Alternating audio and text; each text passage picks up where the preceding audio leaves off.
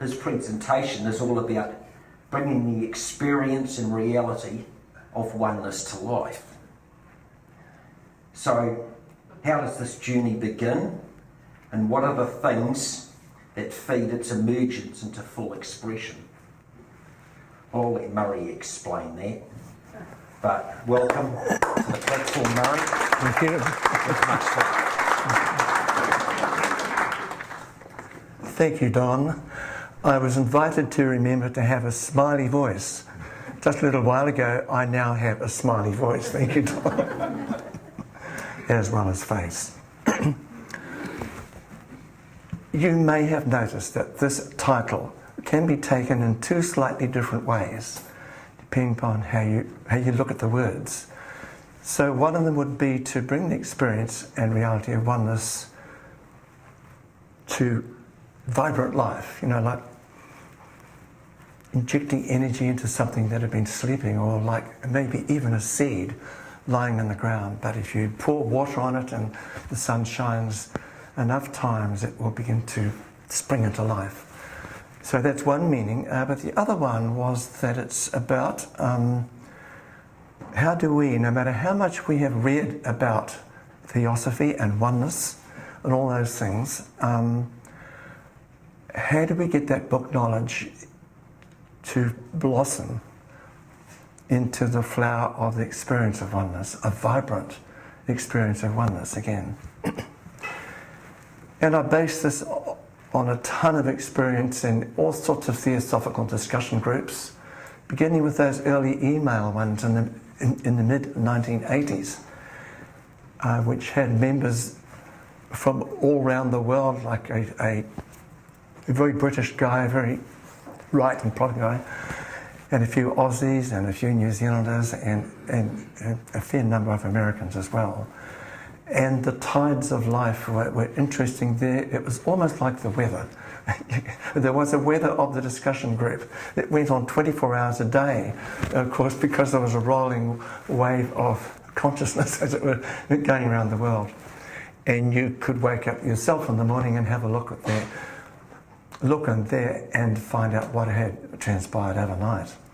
And like the weather, every time there'd be a tornado or what we called a flame war, different words like that, where human nature got its fullest expression in the nether regions, the regions that all too often in the TS we think, way beyond that, but anybody who gets onto a committee soon finds that they've got some tiny particles of their unredeemed ego yet to deal with. So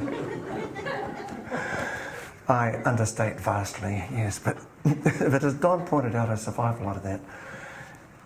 And what's important there, though, is that often I saw how the idea of oneness caused a lot of problem for people. They had like an intellectual awareness of it, but there's a lot of mixed thoughts and feelings, and it's with that in the back of my mind that I hope to address those kind of concerns, which I think even if you don't have them yourself, in your work in your branches and lodges, you are bound to meet people and conversations where these issues come up. So I do hope to give you a certain amount of grist for the mill of your own lives and those whom you work and live with. So we live in many different worlds. This is a time of individuality, as we have already heard from various of our talks. And I was delighted to discover this incredible picture. It is not digital artwork, it's not Photoshop. Somebody actually blew all those bubbles inside one great big one. And it's a fantastic metaphor for maybe the content of our own mind. We have the different components, we might be a parent at one stage of our lives. Then we go to work, for a while, and there we might have a number of different roles. We have many, many different roles in different areas of knowledge and expertise. This also applies to our planet Earth, where we have so many different activities and spheres of interest. And in this time of individualism, it is frankly quite hard to think of to experience the oneness, like you walk into a lift there may be a dozen people there, and in my experience, you spend the time looking at the ceiling, and when you don't look at the ceiling, you look at the floor, because it's polite not to look at each other, you know. It might infringe a person's auric boundaries, you know, or they might, anyway. I'm sure you all know exactly what I'm talking about. This is the age when we have a bank number and an IID number, and if we buy a house, it goes to a whole lot of legal stuff, etc., etc. So the emphasis is profoundly and intensely and ongoingly on individualism. And it's only occasionally that the sweet waters of oneness and being together in groups can be discerned. So here, though, is a piece by Madame Blavatsky, where she describes how the state that we're striving for in the Theosophical Society expressed in the first object. And we did have that long discussion about the language of it as well. And by the way, I have modified the language of quotations here to remove gender-specific words. So here, those changes were only very slight, actually, like only one or two occasions in each of my quotes. But now, having disclosed that, she wrote that it is only by the close familial. That was an interesting word to think of. Remember that, if you're beavering over the objects. It's only by the close familial union of people's inner selves, of soul solidarity, of the growth and development of that feeling which makes one suffer when one thinks of the suffering of others, that the reign of justice and equality for all can ever be inaugurated. Isn't it extremely relevant, beautifully expressed? And then, apropos of the object, she continued, this is the first of the three fundamental objects for which the Theosophical Society was established and called the universal human family.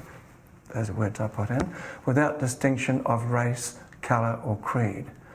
Now, I don't care whether you want to use these words or not, I just put them in because to my mind they resonated well in this quotation. So this is the project. This is a major aspect of the project of each of our branches and lodges and small groups and big groups around the planet. That feeling which makes us experience the pain of others. What's a good word for that? We've heard two of them already this last week. Empathy is one. What's another one? Sorry, again? What? Compassion, yeah. So we can go on. I thought that was a wonderful quote, actually. So the question then arises, how far do we actually feel or care about others? And I don't want to be talking about this in a blaming sort of finger wagging way or comparing each other like comparative religion rather, comparing virtue. No, not at all. I just want to raise for you the interior dialogue of asking, well, how much in my life, in each day, do I actually feel or care about others? And there might be days when you don't feel or care about others because you have a personal issue or something, and there might be other days where you are in a very different space. So I suggest that this question, this little dialogue, had you think, well, do I reach out to the family most of the time? You know, is my extension of my sphere or circle of caring extend mostly out to my family, or does it extend perhaps out to the people and region of my town and city? How often do I think of the nation and care about that? How often do I have a planet-wide concern? Or, quite frankly, nobody. Who's heard of the word psychopath? Sociopath. No, I'm not one, he said, very charmingly. Yeah, that's right. And the sociopath, I think, is a potential psychopath. Well, maybe you've read their qualities or not, but they are people who are outwardly often very charming. At first you think, oh, this person really understands me. But, yeah, that's right. Hollow laughter. But but underneath they have one concern only, and that is me, me, me, me, me. And everything they do that is nice for you to receive is for the sole purpose of connecting with you and with the aim of getting something out of you at some stage or another. Well, that's about our circles of compassion. And actually, both Einstein and Albert Schweitzer wrote beautiful phrases about our circle of compassion. But I've only got one here. It's the one that Schweitzer wrote, and again it has been gender adapted.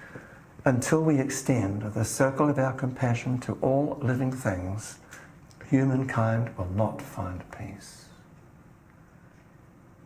Is that true, do you think? Yeah. Until we extend the circle of our compassion to all living things, humankind will not find peace. And indeed, that is well worded, because it isn't only towards other people, it's towards all living things. And don't you think that if people had had a more caring attitude towards the environment, a lot of the dangerous aspects of environmental abuse that we have today would not have arisen. Respect the life in the mineral. As we heard just early this morning, it's a well-known and ancient phrase that there is no such thing as dead matter. And if we all actually felt that rather than had it as an idea way out there somewhere, well, it would make a big practical difference to how we behave. Now, I know that a number of us here really enjoy poetry and stories from the Sufis, who are the mystical arm of Islam. And Rumi was a beloved poet who was just out and out, one who had the all-embracing consciousness of the whole. And he wrote umpteen wonderful poems and things, and I'd like to run past you a couple here. This one's an interesting challenge. It's called Only Breath. This is also very much about the first object, if you notice. Not Christian or Jew or Muslim, not Hindu, Buddhist, Sufi or Zen, not any religion or cultural system. I am not from the east or the west, not out of the ocean or up from the ground. I belong to the beloved, have seen the two worlds as one, and that one, call to and know, first, last, outer, inner, only that breath-breathing human being. So, there's actually a poet who writes like that as well, and did very innovative things with words in the Victorian era. His name is Gerard Manley Hopkins. Anyway, now here's another Rumi piece. It's not so long. Beg your pardon? That's going to be later. So a phrase that Murray wrote is, we live in a magnificent diversity within an all-embracing unity. And that's the name of the Oneness Realization Project, isn't it? We live in a magnificent diversity within an all-embracing unity. Now, my remark about this being on a foundation of much experience in discussion groups, both in lodges and email and online, etc.,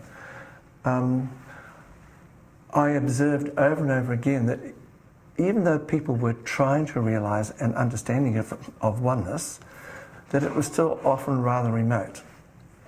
And often it was confused as well. So let's add something else. That understanding levels is crucial to understanding how oneness and diversity coexist.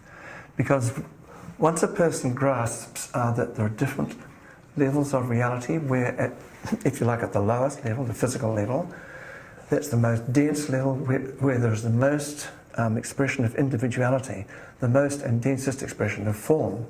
But then as we go up through the different realms of nature, we go to the highest, where it is all consciousness and potential, if you like, with intermediate layers between. And it's interesting when you think of the astral plane, it's one of the terms for it, as the next layer, or more or less the next layer above the physical world,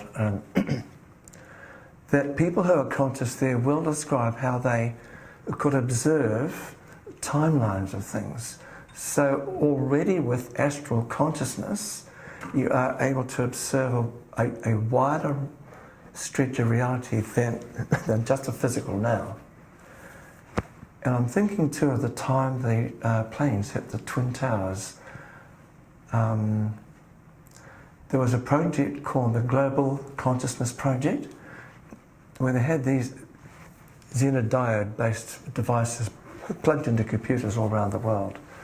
And these, they discovered that these diodes and the noise signals coming out of them were able to be affected by mass human consciousness. So they had this network of these devices around the world, and then this terrible event occurred. And the characteristics of the noise signals, normally just dancing up and down around the average line, a bit above, a bit below, rose up and departed far from the average normal random state. And here's the bit that relates to time. It is that divergence from the normal random pattern began about 2 hours before the planes hit the towers. So exactly what that tells us, I don't know, but to my mind it has to do with at this plane, the less dense one above the physical plane, there is already a bleed through of time, an extension of the experience of now, which is total at the top of the, or near the top of the pyramid of consciousness in which we experience an eternal now. So the project of experiencing oneness also, to my mind, has to do with experiencing the now. And Eckhart Tolle, that neat writer, has written a lot about experiencing the now. So, does anybody have any questions or remarks to make at this stage? That's right, there you go. Okay. The extraordinary thing is, that happened, I think, the event took place around about 1:45. The first plane went into the towers. Now, I woke up at 1:45. For some reason, turned on, had a television in the bedroom, remote control, turned it on. And I woke up, and on the news, there was this thing of the plane having gone into the tower. And then we saw on the live broadcast, the second plane going. It's interesting, isn't it? Yes. Yeah. Yep. So the point I'm making is, at some level, there must have been a disturbance in the void, you know? Absolutely. Yeah. Totally. Thank you for that. Yeah, something June, just sorry. occurred to me, because that has always been quoted as happening before the towers.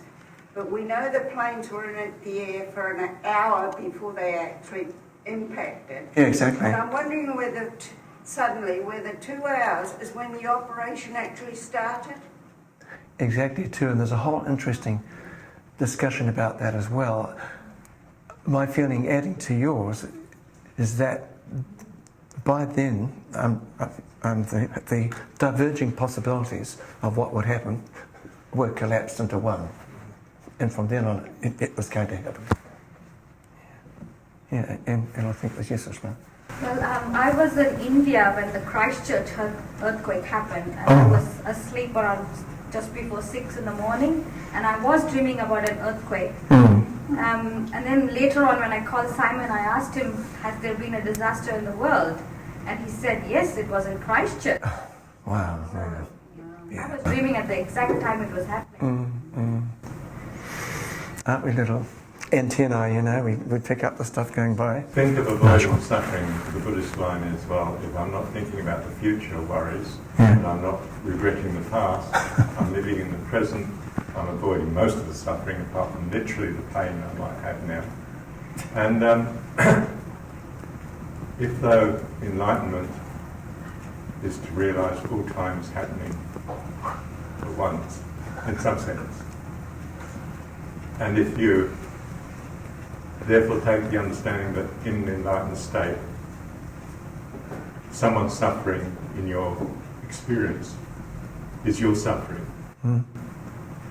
It changes slightly what we understand by enlightenment and that transformed state of consciousness. Because it is hard to imagine not suffering, knowing others are suffering, Well, yeah. isn't it? And that's the root of the bodhisattva vow. Yeah. Yeah. Yes, it is hard. And that means we have already become aware of, or that area of concern and identification has expanded out to others to that degree. Yeah. Cool, thanks. Okay, I'll proceed. HPB has this very interesting quote about the completely expanded state of consciousness, and wrote about it this way. What is samadhi but that sublime ecstasy in which state things divine and the mysteries of nature are revealed to us, of which Porphyry speaks? This is a quote. The efflux from the divine soul is imparted to the human spirit in unreserved abundance, accomplishing for the soul a union with the divine and enabling it while in the body to be partaker of the light which is not, of the life which is not in the body. And that immediately brings up what we're told in the secret doctrine, which is that this thing, or this body of wisdom and knowledge called theosophy, is itself the compiled and accumulated body of observations or experiences of great observers, great teachers, great masters, going back a long, long way. And we're told here that it is in that state of samadhi and oneness with the whole that we then have, if you like, the contents of the divine mind available to us, that we can observe anything. And this kind of state and knowledge is well and truly described in theosophy. Isn't it cool then to have that expressed that way? So expansions of consciousness can take us towards a sense of oneness with the one cosmic self.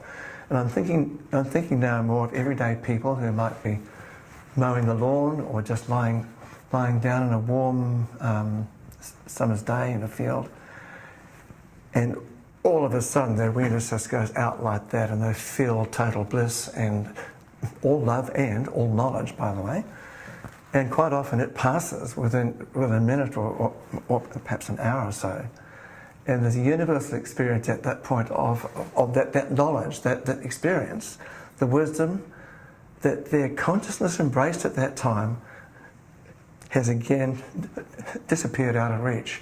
And they say sort of, oh, gee, I wish I could have that again. Please give it back. Because it's absolutely wondrous to experience a thing like that, and it's also usually highly transformative. And as I say here, it can come spontaneously, but also now there are thousands and thousands documented in the near-death experience. It's easy to find these websites. And in moments of cosmic consciousness and in meditation, dedicated yogic meditation, it does have as its end point or goal, if there's such a thing as a goal for it, the expansion of consciousness to the point where you gain samadhi. So this elevated state can happen to people in all kinds of situations. As I say, it's a glimpse ahead though. I regard that as a priceless glimpse of what's ahead of us in the path on earth. In our lives, maybe still 100, 500 lives ahead, and maybe not too. But it's a wonderful glimpse ahead. And there are many cases of people who've had a near-death experience like that, and they've changed completely. There was a guy called Daniel Brinkley. This is one of the first well-known ones, and apparently he wasn't a nice guy to be anywhere near. And he's working on a telephone device one day, and a big electrical storm came by, and the lightning was flashing all over the place, and he kept on beavering on the wiring in the phone. Well, you know, not a wise thing to do, because the next minute there's a huge flash of lightning nearby, and it hit the telephone lines coming up to the phone he was working on. And at that moment, a great spark, like a bolt of electrical energy, fired out towards him and knocked him backwards and unconscious, upon which ensued then a near-death experience. But it was one of those highly elevating ones, experiencing the love and light and the oneness of all things. Oneness is present in all these expanded states. This is why this slide is in this talk. And he was deeply transformed. He became then a person who wanted to be of help and service to other people. So that's the fast path. But don't know whether you want to travel the fast path that gets you out there in 5 milliseconds of intense lightning bolt, you know, with the possibility of surviving by no means guaranteed. Sometimes, though, these states of expanded awareness are a lot gentler and still often arrive out of the blue. And this is quite a long piece of reading, but I really would like to share it with you. So this one begins. Often during my late 20s and early 30s, I had a good deal of depression, not caused by any outward circumstances, but at the age of 33, I felt I must be going mad. I felt shut up in a cocoon, in complete isolation, and could not get in touch with anyone. Things came to such a pass, and I was so tired of fighting that I said one day, I can do no more. Let nature, or whatever is behind the universe, look after me now. Within a few days, I passed from a hell to a heaven. This, by the way, is very unusual in my experience. The transition is usually almost instantaneous. But anyway, I'll get back to reading. Within a few days, I passed from a hell to a heaven. It was as if the cocoon had burst and my eyes were opened and I saw. The world was infinitely beautiful, full of light, as if from an inner radiance. Everything was alive and God was present in all things. In fact, the earth, all plants and animals and people seemed to be made of God. Wow. There's a bit more to it though. All things were one and I was one with all creation and held safe within a deep love. I was filled with peace and joy and with deep humility and could only bow down in the holiness of the presence of God. That's profound, isn't it? It's transformative almost just to hear it. So I've got another one for you which is equally long, and I don't have to give that speech about PowerPoints anymore. Vauxhall Station. Did anybody here in the room know where that is? London. Yeah, okay, cool. There are quite a few, sorry. London. Well, that's right. Yeah. I'm not saying yes or no. It's just nice to see how many hands shot up. There are about 5, I think, or 6. That's good. It's nice to have people in the room and know what you're talking about. Vauxhall Station on a murky November Saturday evening is not the setting one would choose for a revelation of God.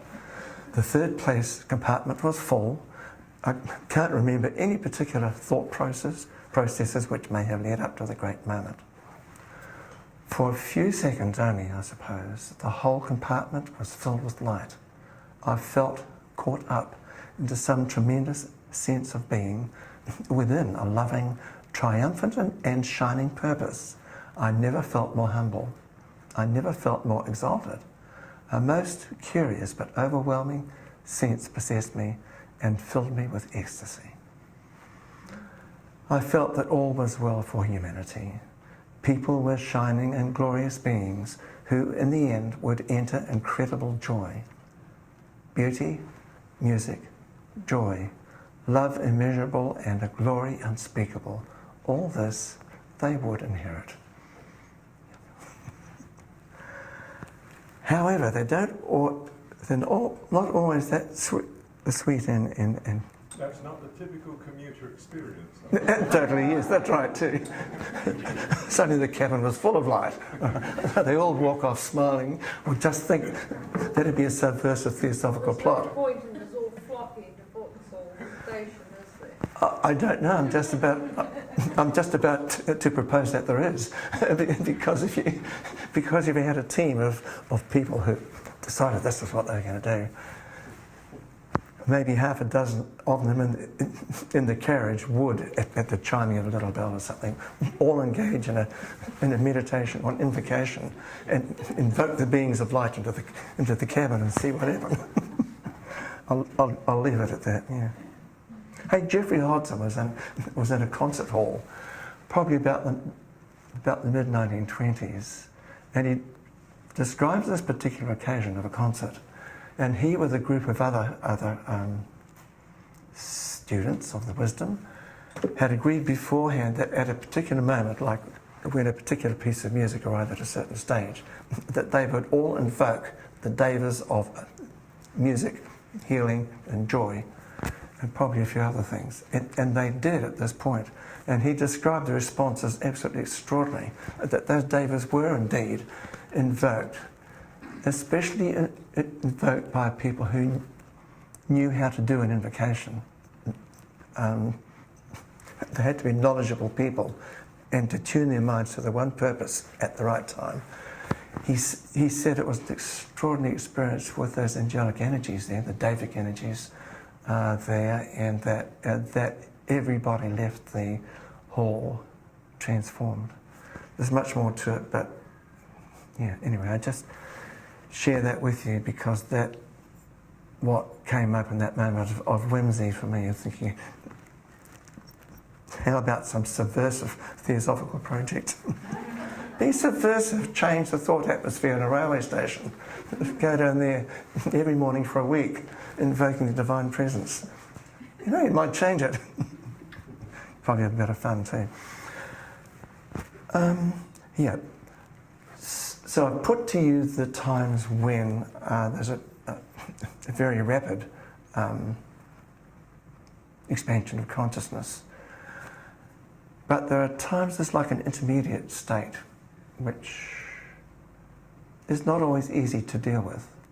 I'll just describe it here. So if a person suddenly begins to have psychic dreams and to see people's auras, and they don't have the background of theosophy or anything like that to be able to understand what's going wrong with them, the only resort they have in the current culture is to think they're going mad. And in times past, and still somewhat true, if they told their doctor, like, I'm hearing voices all the time, you know, there was a surefire way to get yourself locked up in a pink padded room and have all these lovely drugs pumped into your system. It was definitely dangerous to have a spiritual awakening of any rapid sort. So that's background to this here. Sometimes called spiritual emergence through spiritual emergency. Spiritual emergence through spiritual emergency. Those 5 words have got huge healing potential. Background for me here is that I had a friend who was well aware of theosophy, but herself moved in and out of difficult states. And there was quite a long period in which I had a very, very difficult time with any interactions with her, which I didn't enjoy because of being good for a while at first. But she happened to be in a discussion group in which I just dropped these words, this phrase. I just described it briefly and went on.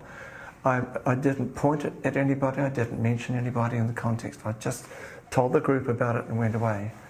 Probably a week or 2 later, my relationship with her was utterly transformed, and it's been wonderful ever since. Now, I don't know for sure, I can't be certain, but I suspect intuitively that her hearing those words was enough for her to think, oh, I'm not going crazy. I'm just going through a rather rapid and turbulent spiritual emergence. I think that just reframed her concept of herself and what she was doing in life. I'll be dead on, Mary. So people have to leave here at a certain time. So once again, because I want to put those words into the Akasha, sometimes called spiritual emergence through spiritual emergency, a term coined by Stanislav and Christina Grof for a dysfunctional phase of their spiritual emergence. During spiritual emergency, the individual feels overwhelmed in a crisis involving troublesome emotions, turbulent and terrifying thoughts and disruptive behaviours that very probably do need outside help. There's a website there. Well, I obviously was thinking in terms of a whole workshop because these three here can be regarded as little seed thoughts, or each one would be easily expanded into a whole discussion of an hour or so, but that's all right. The questions that I put to you now out of all this are how to cultivate an understanding of oneness, and that's the one that I think we're all engaged in as members of the Theosophical Society. So the obvious answer would be like, read the books, we get into groups where we discuss these things, and etc., etc. Be near elevating people, all those sort of cool things. How to cultivate the experience of oneness, probably a bit more caution and care required, but nevertheless, it's a very important question.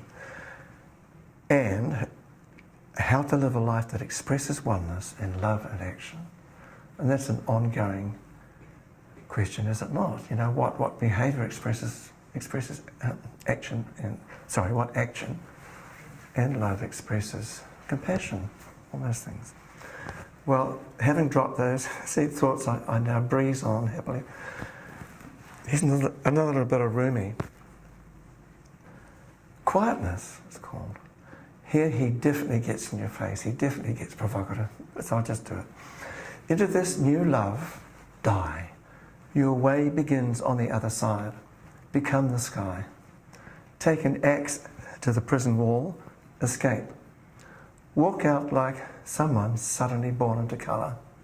Do it now. Do it now. And on it goes. Yes, so the path unfolds. Oh, that's not the slide I thought I had there. Never mind.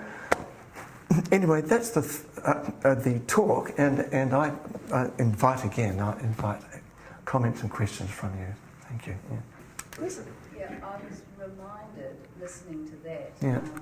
That book was quite big at a certain time, it was about the 80s or whatever, and there was a lot of people who were exploring with drugs and LSD. And Yeah, that's right, that yeah. was happening. Yeah. But I came across in my work twice how people went in, and I'm probably being purpose, but it was new to me at the time, where women in childbirth had a Kundalini happening Yes, that that's was different. totally out of their realm of experience, and were then treated often with drugs and yeah. so I mean that was pretty harsh, wasn't it? Absolutely, yes. No, just I'm glad you brought that up. Yeah, that was a major danger point for women, if you like. And that is referred to in Jeffrey Hodgson's little book, The Miracle of Birth, which I'm sure Nancy would know really well. And The Miracle of Birth. Indeed, when I bought a TOS manual 30 years ago or something like that, it actually had a section on parenthood, which included information about birth and those findings. Yes, there's also a wonderful piece written by Phoebe Payne-Bendit, the wife of Lawrence Bendit, and it depicts her clairvoyant observation of the angelic presences and energies during a birth, another birth. And between them, they're a wonderful resource for people who want to look at that kind of information about the birth process.